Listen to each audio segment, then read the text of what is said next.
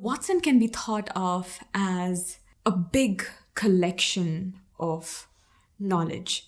There is difference between data and knowledge. Data is just anything that you come across. So data is probably something like there are two oranges. But knowledge would be something like there are two oranges on the table. So you know that the oranges are on the table.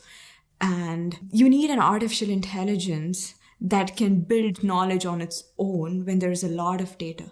So I just gave an example where I said there are two oranges and there is a table. So now how do you put this together to get knowledge that depicts a picture that there are two oranges on the table? So Watson is something that can help identify these relationships as and when more data comes in. It tries to do it in an automated fashion because now we have trained it with the language that we understand and we speak as humans. So now the computer or the artificial intelligence component of Watson can create this knowledge for you.